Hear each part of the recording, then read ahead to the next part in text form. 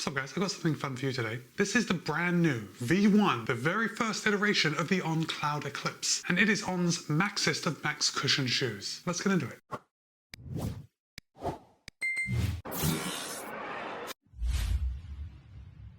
Let's get started with those disclosures. First of all, On was good enough to send me the Cloud Eclipse for the purpose of review. However, they don't have any editorial control over this video, and all the thoughts and opinions are my own. Let's get started with price. The On Cloud Eclipse will cost you $180. It is a road running shoe. It is best suited as a daily trainer or for those longer runs. And as the video goes on, you're going to see why it is best suited to daily training and those longer runs. But that is exactly where the shoe is going to fit in your running shoe stable. The Cloud Eclipse has 36.5 millimeters in the heel, 30.5 in the forefoot for a 6mm drop. On claims that a US men's size 8.5 tips the scale at around 10 ounces or 285 grams. However, in my size, a US men's size 13, it tips the scale at 12.1 ounces or 344 grams. So it's certainly not light, but I do have a lot of heavier shoes that are comparable to this. And when this was on my foot, I had no issues with the weight. It doesn't feel like a heavy shoe when you're wearing it and you're actually running. Okay, so let's start at the top. Let's work our way down. I want to show you this heel collar, and this is where I think On is saving some weight, because when you compare it to some other daily trainers, there really doesn't appear to be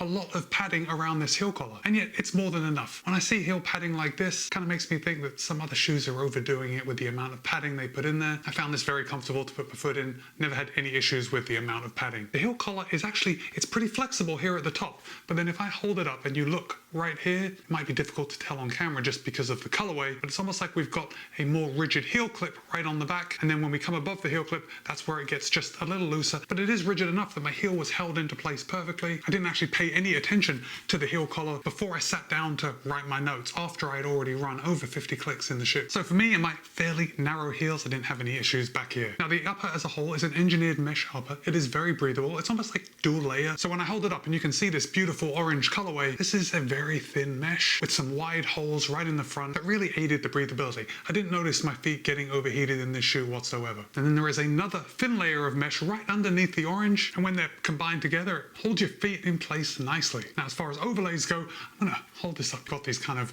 woven areas right here that are holding a little piece of cord that the laces are looped through, and then when you cinch down through the eyelet chain, those laces just get tighter and they weave through some more of that same cord. It almost looks like a shock cord, but it doesn't have to stretch, and that's how you would tighten the laces. Now when they were tied, I had a good midfoot lockdown. I had no issues when the shoes were tied, but what I did find was because we're kind of feeding the laces through these little shock cords instead of actually eyelets, the laces don't grip onto those eyelets, so there is a lot of movement in the laces as you pull them through, which is totally fine, especially when you're pulling up on the laces like this. You're able to get a good fit and a good cinch down on the laces, but as soon as you take off the pressure from pulling up to tie them, the laces kind of slip through just a little bit, and instantly they are not as tight as you had wanted them to be. Again, these are first world problems if I'm complaining about this, because all it takes is a little modification in how you tie your shoes. I was actually able to get a good lockdown every time. I just had to adjust how I tie the laces, so I stopped the laces from sliding back through as I tie the knot. Now, I know I got excited to tell you guys about the laces and how they work, but to skip back to the overlays, On is basically using different weaves of the mesh in order to create a little bit of structure and to keep that upper standing up on the sides. In fact,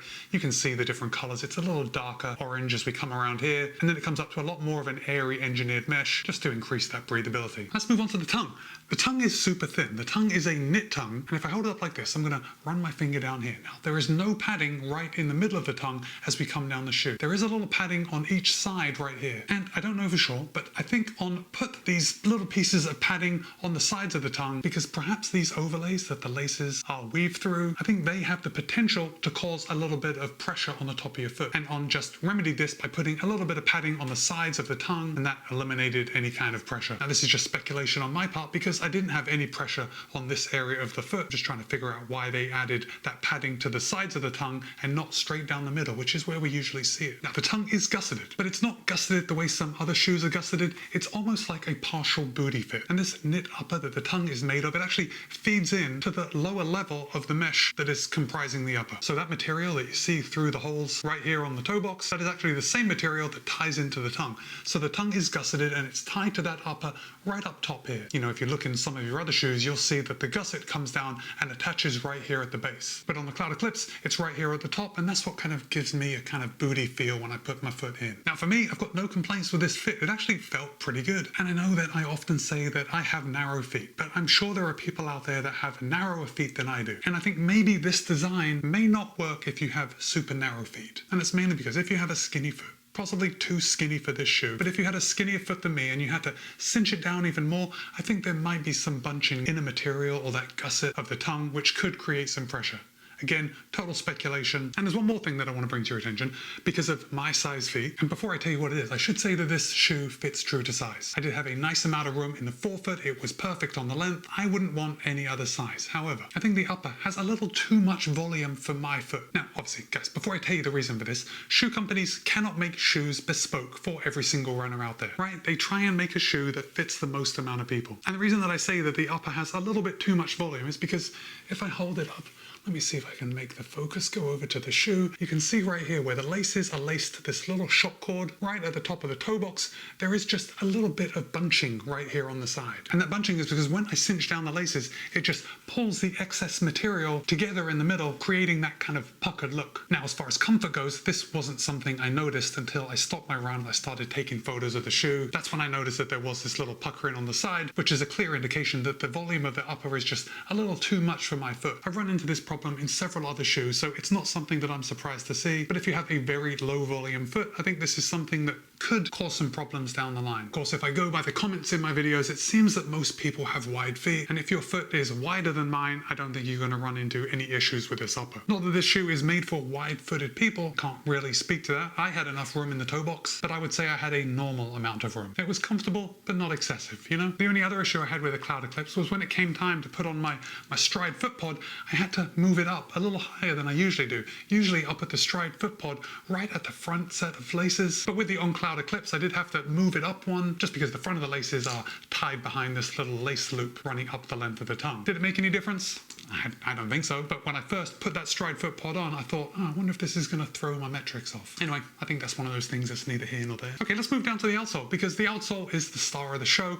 On is using their Helion Superfoam. That's an EVA OBC blend. And right off the bat, you're going to notice these diagonal voids going through the midsole. This is On's CloudTech Phase. And the On Cloud Eclipse is only the second shoe with the CloudTech Phase. The first shoe was the Cloud Surfer. And just to show you the difference between CloudTech Phase and CloudTech, you can see these are the regular cloud pods that we're used to with On shoes. The CloudTech Phase just looks a little sleeker because they're forward leaning. Okay, so you got the difference? CloudTech Phase, CloudTech. Now, not only is this CloudTech Phase, this is a double layer of CloudTech Phase. Basically, how this CloudTech Phase works, when you're running, let's say you're running heel to toe like this, or you're running in the midfoot and you toe off, these little diagonal voids, these collapse in sequence. And obviously they collapse in sequence when you land, and then they expand as you toe off, and it just gives a feeling of soft landings and smooth transitions. You know what? I think it really works. It works exactly as they intended. I found the Cloud Eclipse to be a very pleasant and smooth ride. And actually, I think the Cloud Eclipse rides exactly as you would think it would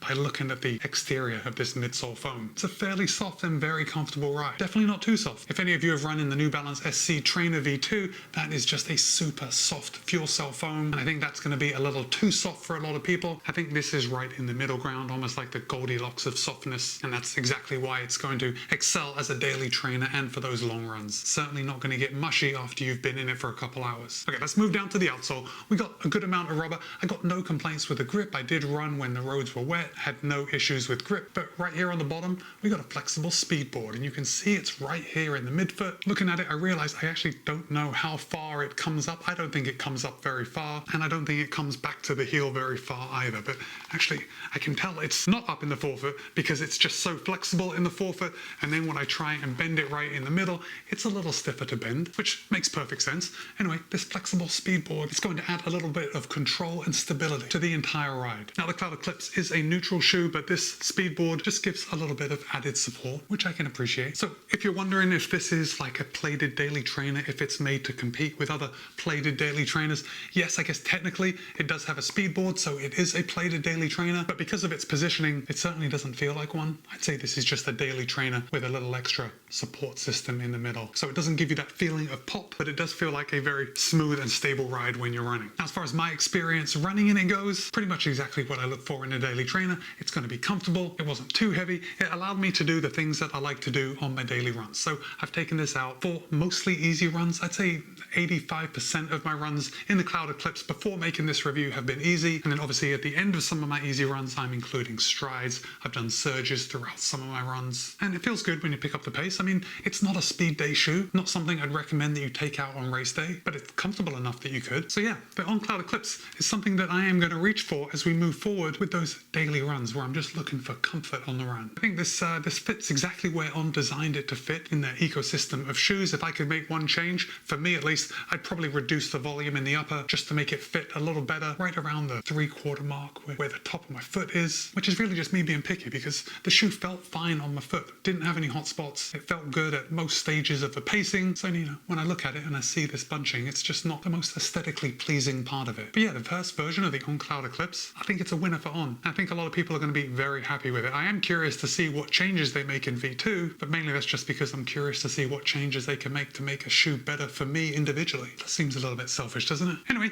let me know in the comments if you have run in any On shoes, if the On Cloud Eclipse is something that you've got your eye on, and if the On Cloud Eclipse is not something that you've got your eye on and you haven't run in an On shoe yet, let me know what your daily trainer of choice is. And with that, it's Matt B. This has been my review of the On Cloud Eclipse. Be kind, be happy, run well. I'll see you in a couple of days.